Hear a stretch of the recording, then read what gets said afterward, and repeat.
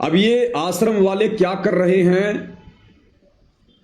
एक उत्तर प्रदेश के कानपुर से रामचंद्र यादव नाम का एक भगत है और वर्तमान में उसका मानसिक संतुलन पूरी तरह से बिगड़ चुका है। बहुत समय पहले वो सात संगति में जुड़ा हुआ था, तकरीबन 2020 के आसपास। लेकिन जब से उसका मानसिक संतुलन खराब हुआ, हमने उसको साध संगति से बाहर कर दिया। उसके बाद वो डामाडोल हो गया और वर्तमान में उसकी हालत ऐसी हो चुकी है, वो लोगों को मां बहन की गालियां निकालता है।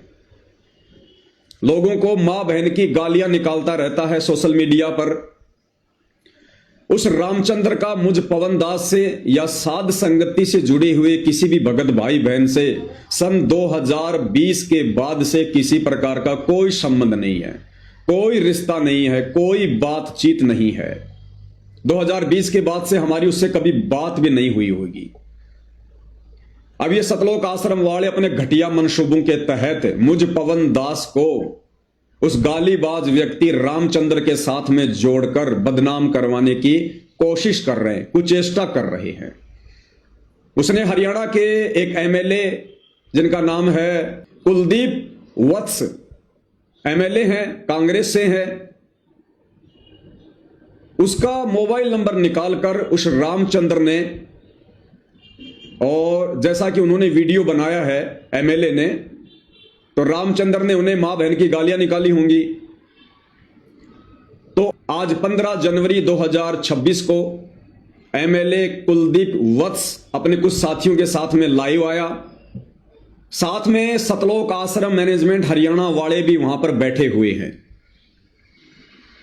और कुलदीप वत्स ने कहा कि मैं इन लोगों के खिलाफ एफआईआर करूंगा, ये लोग मुझे गालियां निकाल रहे हैं। अब भाइयों और बहनों, सारी सच्चाई से परिचित होने के बावजूद सतलोक आश्रम कमेटी के लोग, विशेषकर एक झज्जर का रहने वाला भगत है जयवीर, जो करोथा आश्रम को संभालता है वर्तमान में, वो अपनी टीम के साथ वहां पर बैठा हुआ है। अपनी टीम के साथ में वो वहां पर बैठा हुआ है और एमएलए का सपोर्ट कर रहा है और कह रहा कि आप इनके ऊपर एफआईआर करो, आप इनके ऊपर मुकदमा करो। इन लोगों की पूरी टीम है, इनकी पूरी गैंग है। ये लोग संत रामपाल जी के ऊपर तो कुछ नहीं बोलते, संत रामपाल जी को तो ये लोग कोई गालियां नहीं देते, लेकिन संत रामपाल जी का जो परिवार है, सतलोक आश्रम कमेटी है, उसको भला बुरा कहते हैं। और उस एमएलए को, उस कुलदीप को जो है उकसाया जा रहा है उसके कर्म फुड़वाने के लिए।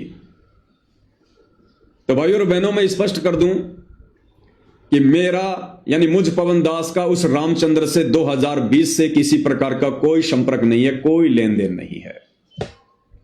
लेकिन ये सतलोक आश्रम मैनेजमेंट हरियाणा अपने घटिया मंसूबों के तहत इस प्रकार का षड्यंत्र वर्तमान में रच रहा है ताकि इस पवन दास को चुप करवाया जा सके। क्योंकि भाइयों और बहनों, हरियाणा में तेजी से संगत जाग रही है, तेजी से। भाई, जब ठीक का समय आता है तो परमात्मा दया करते हैं, परमात्मा प्रेरणा करते हैं। कब तक संत रामपाल जी का भगत झूठ की नाव में सवारी करेगा? कब तक आप संत रामपाल जी के भक्तों को संत रामपाल जी के झूठे आदेशों की आड़ में गुमराह करोगे सतलोक आश्रम वालों? कब तक आप बेचारे भगत समाज की मर्यादा तुड़वाकर काल के मुंह में बैठाओगे? अरे, स्प्रिंग को एक हद तक दबाया जा सकता है, लेकिन जिस दिन उसको छोड़ोगे उतनी तेज रफ्तार से, गति से स्प्रिंग ऊपर आएगी। तो अब संगत के जागने का समय है भाई, संगत जागेगी। परमात्मा धरती पर आए हुए हैं अपनी आत्माओं को सतलोक ले जाने के लिए।